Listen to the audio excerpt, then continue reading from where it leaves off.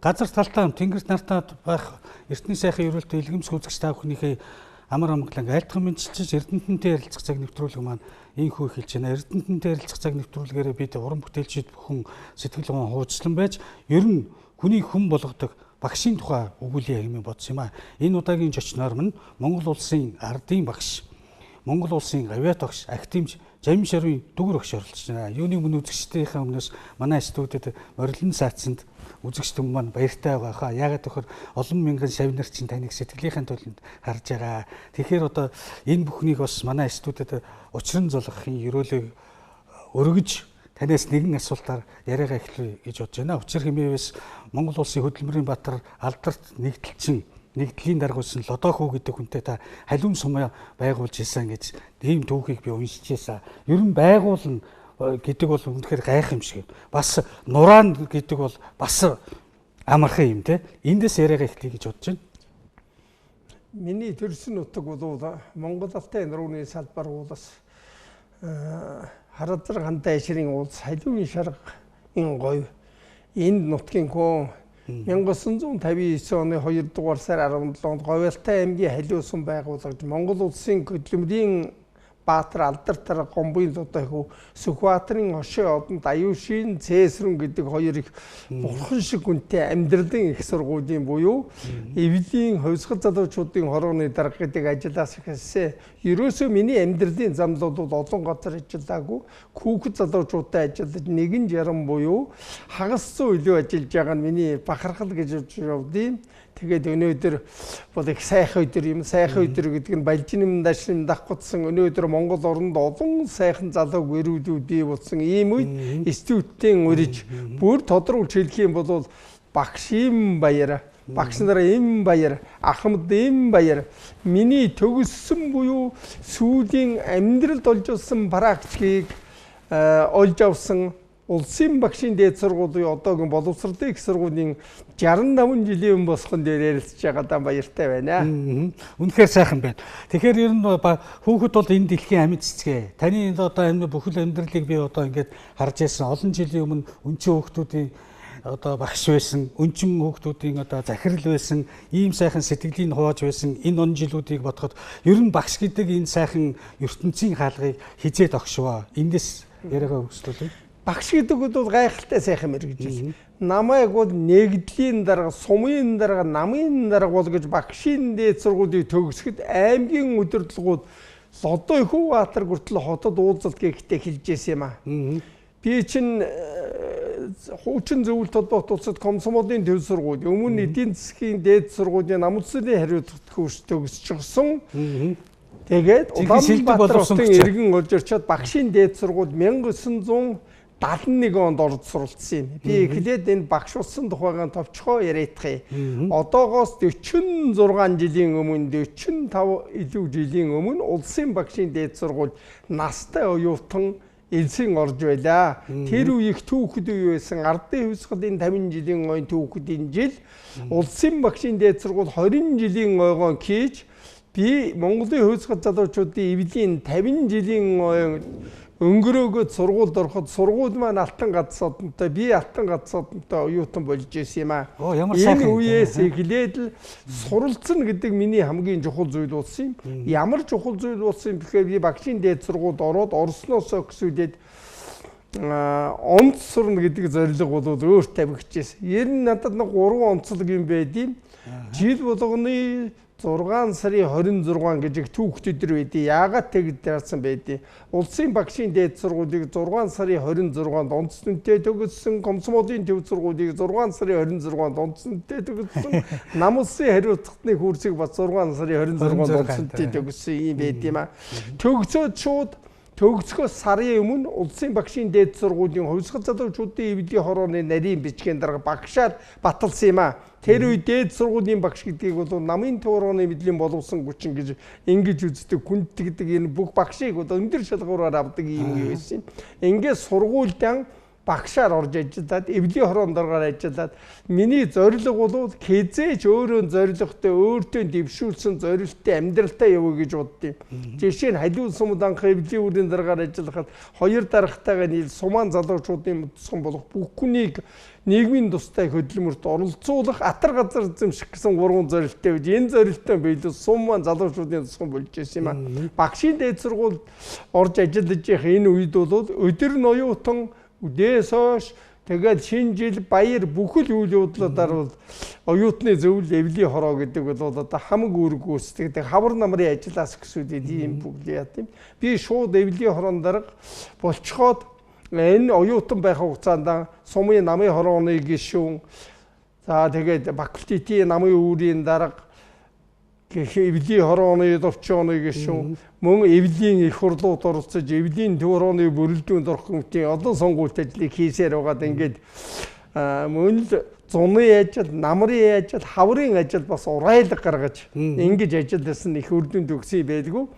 Нэг л мэдэхэд 1975 оны 12 дугаар сард Москвад элчин сайдын яамд оюутнууд ажиллах энэ үүрэг даалгаврыг намын төвөөрөөр орж аваад ингэ явж ирсэн юм аа. Тэнд одоо энэ ойрын өдрүүд их сайхан байна гэдгийг үхээр Монгол улсын нэрт төр нийгмийн зүтгэлтийн Юмжаагийн Цэдэн балын 100 жилийн өвөлж байна. Цэдэн бал дарга одоо Москвагийн эвлийн хороонд ажиллахаар явах гэж яхад төдөө дарга ачуурсан биднийг дунд оржийн дундав гэж одоо энэ техникийн их сургуульд доктор, профессор бас тэнд ажиллаж байгаа. Дундав бидэнд ингэж ажиллаж байсан. Тэгээд юу гэж хэлж байсан бэхээр одоо тэр зөвлөлт толгойд суралцж байгаа оюутан залуучууд эрэгтэйчүүд нь арх уугаад хичээл таслаад эмэгтэйчүүд нь гадны хүнтэй харилцаа тогтоогод ингэж जैन. Тийм учраас одоо олон хотуудаар явж сайн ажилдаараа гэж даалгасан. Тийм учраас багшийн сэтгэлгээгээр залуучуудын эвлийн сэтгэлгээгээр хуучин зөвлөлт холбоо тулсан 13 бүгд найрамдахын 64 хотод очиж залууч байж юм үзэл нүдтайлж оюутан залуучуудтай ажилласан. Одоогийн ажиллаж байгаа үе энэ л одоо хамгийн сүүлийн жишээ гэж үзэхэд тэр үед Одесс хотын эвлийн хорооны дарга оюутны зөвлөлийн дарга байсан Нацгийн баг вандаас өксүүлээд тэгээ одоо ерөнхийлөх захаагийн элбэгд орж мөн ерөнхийлөгт намбрын инквайр гэдэг энэ л баяр ерөнхий сайд гэдэг юм уу ер нь одоогийн энэ л 50 60 настангууд эдгээр чинь бол цөм хуучин зөвлөлт холбоотууд бэлтгэсэн боловсон хүчнүүдээ энэний үр дүнд өнөөдөр өдрийг хүртэл Монгол улс эцгэлэн хөгжиж сайн муугаа ярилцсан сайн нийтлээ тийм үү дэлхийдээ харилцаа холбоотойгоор явж байгаа нь ийм баяртай үйл явдал гэж бодож байна. Энэ ярилцлага авчихад нэг зүйлийг онцолж хэлэхгүй болохгүй юу гэхээр улсын боловсролын их сургууль ойгом тэмдэглэх энэ үйл ажлыг явуулахдаа боловсролын их сургуулийн захирал доктор профессор мөнгө жаргал ардын багш нарыгаа хүлээж аваад энэ үйл ажиллагааныхаа эхлэлийг бол бидэнтэй тавьсан юм аа. Тийм учраас одоо хамгийн гол нь энэ голын үйл явдал ардын багш гээд сургуулийнхаа тухай ярьж байгаа учраас улсын багшийн дээд сургуулиас гэж энэ боловсрол болсон энэ бүх үйл явдал бол энэ сургуультай минь холбоотой юм аа. Үүнээс хойш би Хүүхэд тасран хөгжүүлэх төвөх хэмээх газар 25 жил тасралтгүйгээр ажилласан. Олон зуун хүүхдүүдийг амьдралтай залгасан. Мөн л зорилттой ажиллаж ирсэн. Зорилттой ажилласны хамгийн гол үндсэн зүйл юу гэхээр нэгдүгээр өнчин хүүхдүүдийг амьдрах ухаанд сургах, эргэншил олгох, ажил амьдралын дайд оруулах энэ тал руу бол нэлээд их ажилласан юм. Энэний нэг үр дүн юу гэх юм бол хуучин зөвлөлт социалист бүгдээр холбоот утсаа 51 хүүхдийг Америкийн нэгдсэн улсад 10-аад хүүхдийг энтгэх улсад 10-аад хүүхдийг бүгд найрамд Катард улсад 10-аад хүүхдийг бол боловсрол олгосон. Тэд өнөөдөр эх орныхон олон газруудад бол бүх төрлийн ажил хийж яваад явд юм аа. Энэ утгаараа авч үзэх юм бол дүгрээр өгүүлсэн хүүхэдчви дийлэнх нь бол сайн явж байгаа. Тэгвэл өнчин хүүхдүүд гэдэг бол хамгийн хэцүү эмзэг зүйл байдаг. Тэдний хүн болгоно гэдэгт бол тэнд ажиллаж байсан багш сургууль хүнжүүлэгчид бүгдийн үйл ажиллагаа байдیں۔ Энэ ялданд энэ ойтойгоо холбогдуулаад маш их ажил хийж байгаа.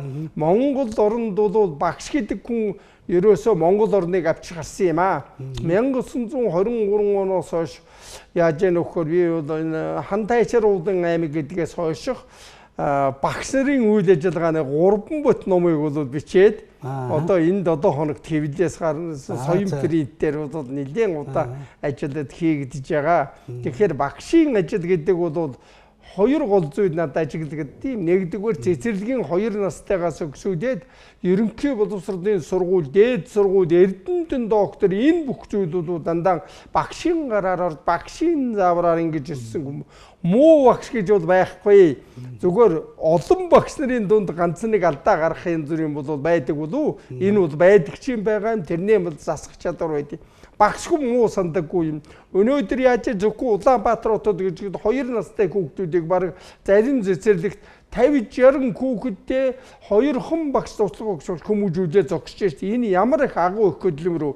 Энэ мичээлийн би өнчин хүүхдийн цэцэрлэгтээ ээж аавгүй улсын ялхнараагаас өксүүдээ хүмүүжүүлж байсан учраас энэ боловсролын энэ бүхэл зүйлүүдийг бол их сайн мэднэ. Энэ бас л баяр хүргэхэд энэ Говьалтай аймгийн боловсролын байгууллага би ном бүтээхийн тулд Говьалтай аймгийнхаа 19 аймаг сум суурин буюу бүх сургуулиудын захирал цэцэрлэгийн эрхлэгчтэй баг 3 жил шахуу уулзаж утсаар ярих нь ярьж аймаг орны удирдлагуудтай ярьж удаа ингэж ажиллаж ирсэн.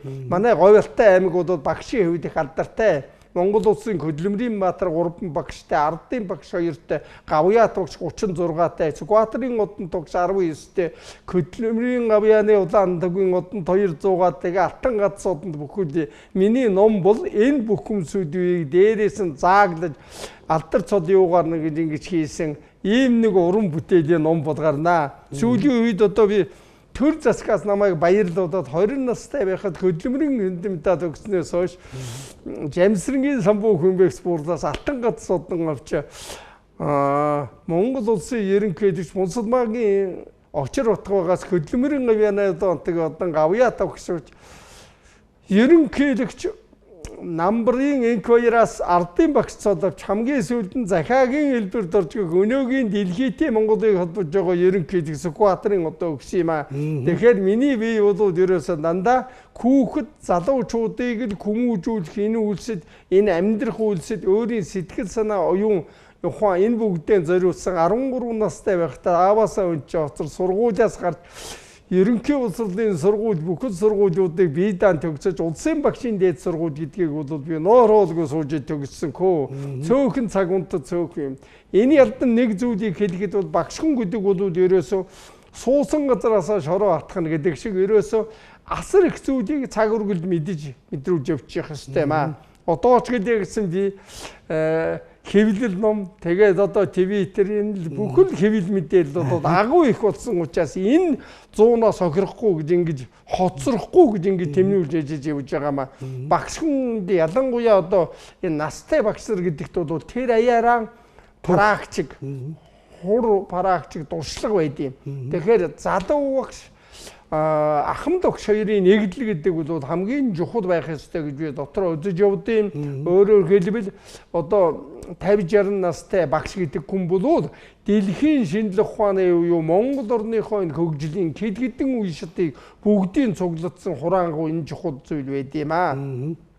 Ардын багшийн тухайн нэвтрүүлэг явуулж байгаа учраас миний улсын багшийн дээд сургууль төгсөхөд миний дипломыг удирдсан багш бол Батцаг гэж Монгол улсын анхны ардын багш байгаамаа. Батцаг багш бол миний анхны ардын багш. Би тэгээд хойноос нь 14 дэх ардын багш болсон юм учиртай. Багшаа хайрлаж явах ёстой юм. Өнөөдөр Монгол улсад ардын багш гэсэн цод авсан хүн бол 29 хүн байгаамаа. 29 хүний 10 нь бурхны оронд явчихжээ. Хамгийн сүүлд одоо манай Шагдар багш бас бурхны оронд явуулсан байна. Шагдар багш үтер 1 жил миний багш байгаа юм. Тэгээд бас 1 жил бас ингэ тэмдэглэж ингэж яасан ийм учиртай. Тэгэхээр ямар ч хэлээ гэсэн багшийн төлөө хүн бүгд анхаарч байгаа. Ер нь одоо манай нам төрийн өдөрдөгч гэсэн зүн багш Юмжаагийн Цэдэн Болготлол санхүү эдийн засгийн техникум багш гэж байсан. Манай нутгийн Пунцгийн ясраа ихэд миний төрсөн нутаг Говьалтай аймгийн Халиун сум олон булаг үе тэр үеийн чинь Баян сумд мөн багшийн ажиллаар эхэлж байсан. Генерал багш одоо юу дэрсэн. Тэгээ ерөөсөө манай эрдэмтэд докторууд гэдэг ингээд үзэхэд жишээлбэл алтан мөрдөрстэй генерал багш манайд 12 байгаамаа. Мөн ангаахын алтан чагнууртай эмч багш бас 12 байгаамаа. Гэх мэтийн ерөөсөө бүгдийг нь дараагийнхаа номонд оруулсан ийм учиртай юм да.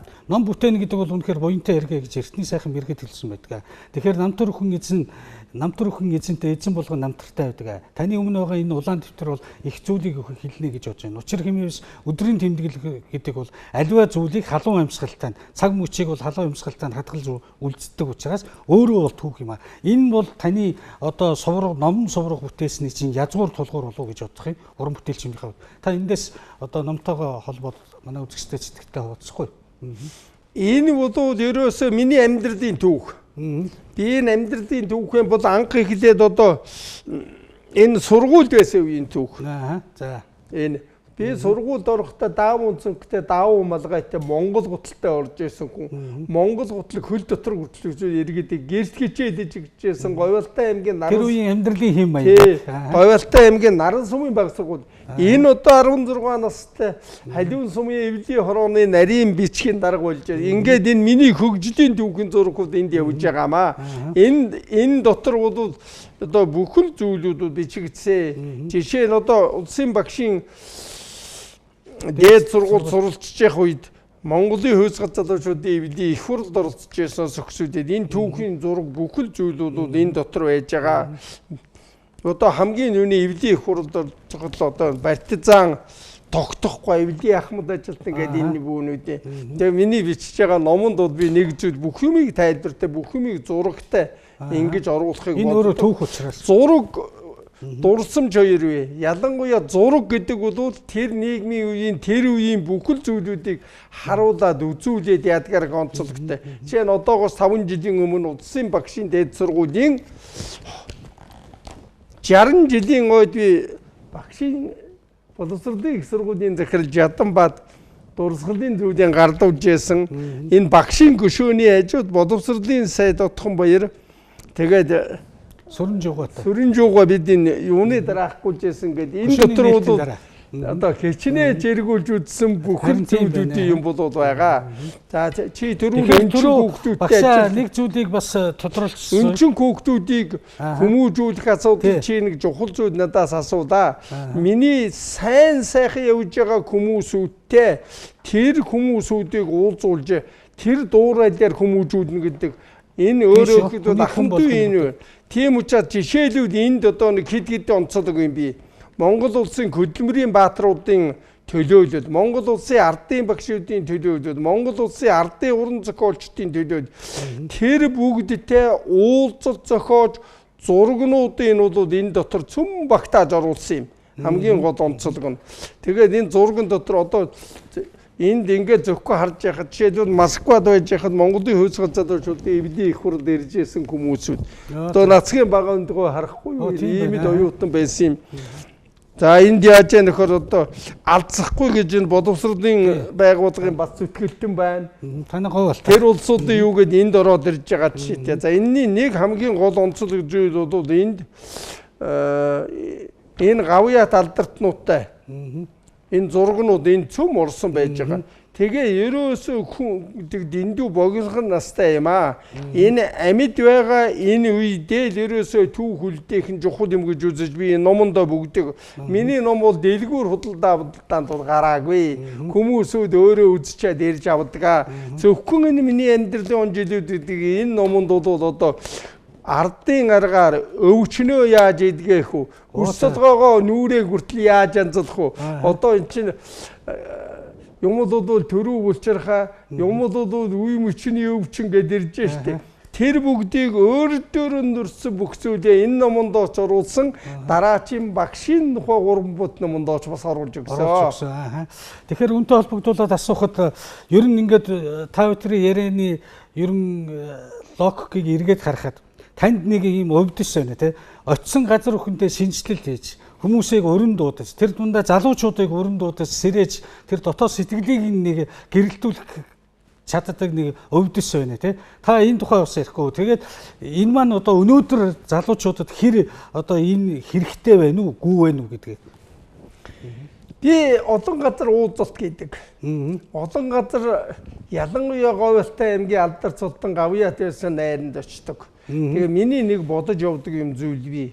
Ерөөсөө өнөөгийн залуучуудад энэ л Монголын түүхэн уламжлалын энэ зүйлүүдийг бол ойлгуулж, ярьж, хэлж өгч ингэж их хэрэгтэй юм шүү гэдэг байгаа юм. Түүний хамгийн баримтын эхлэл нь одоо Цэдэн булган 100 жилийн энэ баярын үеэр энэ Монгол орны хөгжил энэний талаар бол их тодорхой ярьж ингэсэнд бол би жишээлбэл Улаанбаатар хотод 1959 оны 7 дугаар сарын 2-ны өдөр ихэд Говьалтай аймгаас ачааны машинтай Баруун Аруу аймгийнхан шаргын өндөрлөлтөөр цуглаж ингэж орж иж их наадмын зочноор бол орж ирж байсан.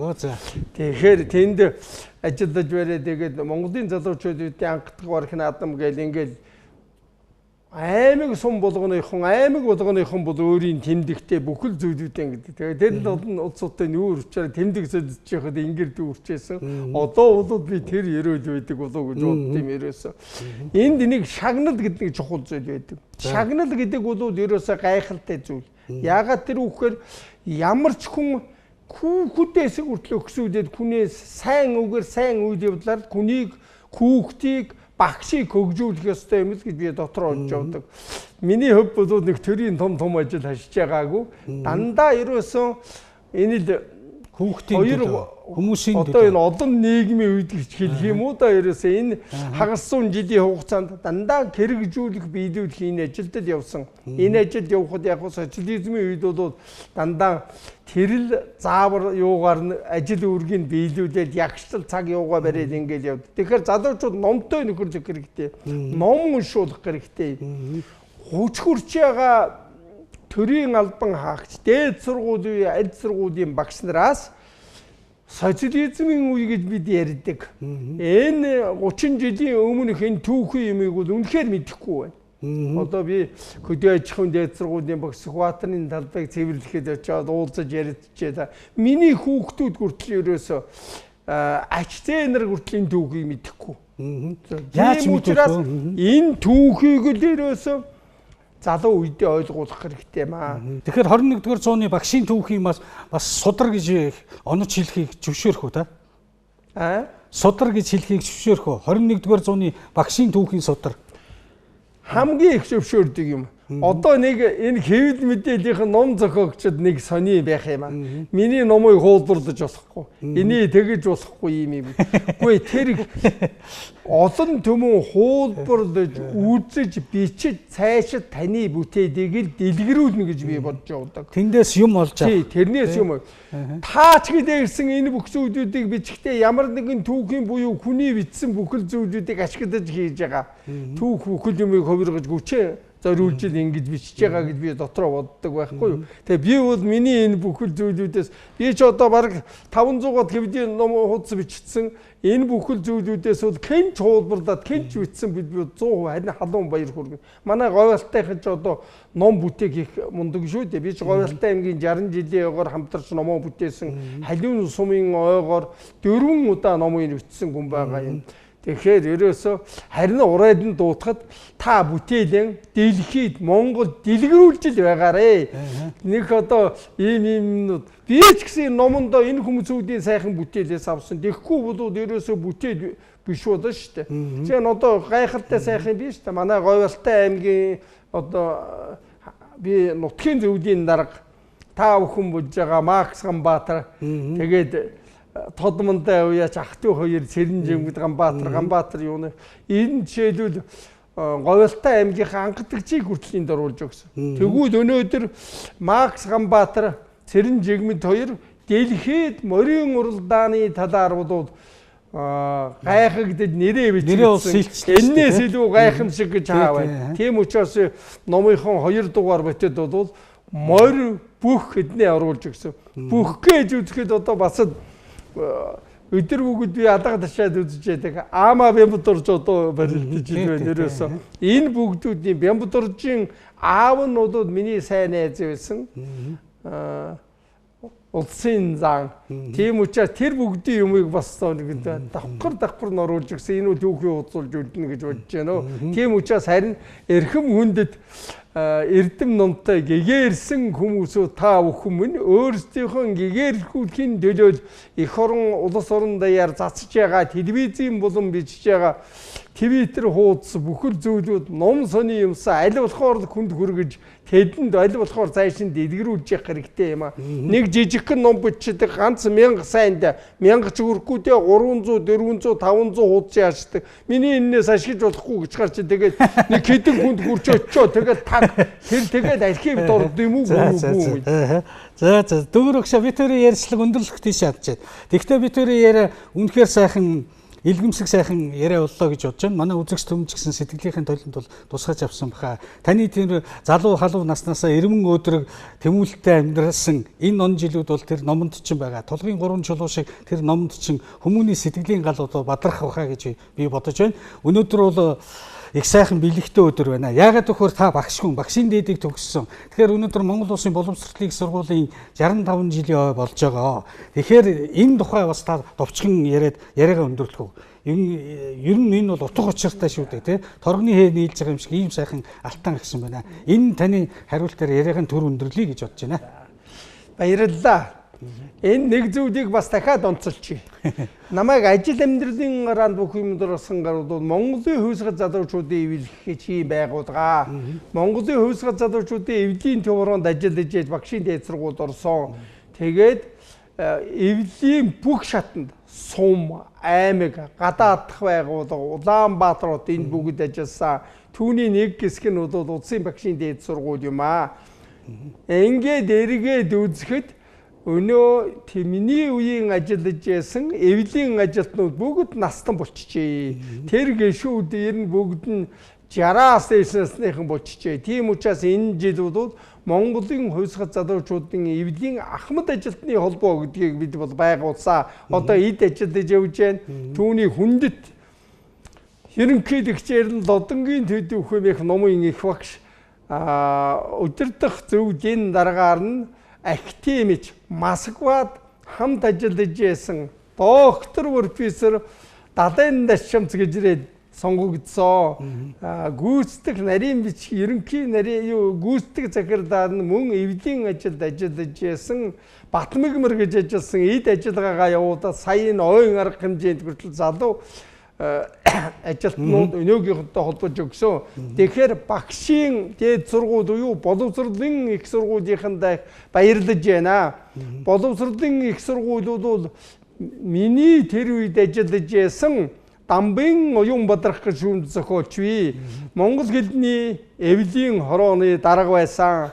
За энд яаж нөхөр одоо миний номын нэг редактор одоо тэр Монгол бүх зүйлүүдэд ингээ ажиллаж байгаа Монгол хэлнийхээ хувьд бол ажиллаж байгаа бас ийм хүмүүсээ гэх мэтийн бас олон хүмүүсүүд бол энд ажиллаж байна. Ийм учраас боловсролын их сургуулийн хамт олондоо Монголыг дэлхийн зэрэгтэй болгоход, Монгол улсыг бичиг өсгтөн болгоход, Монгол улс соёл шинжлэх ухааны энэл бүх үндсийг шарвын сүрэн жуугаан кэлдгээс жолоочоос жолоодогч болох хүртэлх бүхэл үйлсийг давьсан эрдмийн их уургай болсон энэ сургуулийн хамт олондоо ойгоо сайхан тэмдэглээрээ. Ялангуяа одоо улс орноор ярих юм бол ерөнхийлөгч нь болсон доктор профессор мөнгө жаргал даргатай энэ хамт олон дахин халуун мэдчилгээ дэвшүүлээд ойгоо тэмдэглэхүүтээ ардын багш бид нарыг цуглуулад ажиллаж байсан биднийг цуглуулж эхэлж байсан тэр бэлэгтэй сайхан ерөөл чинь биелэж хэдхэн хоногийн дараагаар 29-нд бүхэлдээ ой арга хэмжээ болох учраас энийгээ сайхан тэмдэглээрээ 3 ботномон сургуулийнхаа зориул нэр төртэй бэлгэлнэ. Энэ бол миний багш усны бахархал гэж ингэж бодож байна. За баярлалаа танд. Энэ удаагийн нэвтрүүлэгт маань Монгол улсын ардын багш, Монгол улсын авиатогч активч Дөгөр өгш оролцлоо. Дээврийн цаан дэлхий байдаг хэмээн Монгол түмэн ярьдаг үлээ. Үнэхээр бас дээврийн цаан дэлхий байдаг болохоор Дэлгэр Монголын минь багшийн алдар Бадарtuга гэсэн сайхан үгээр нэвтрүүлэг өндөрлөө. Баярлалаа танд. Их баярлалаа.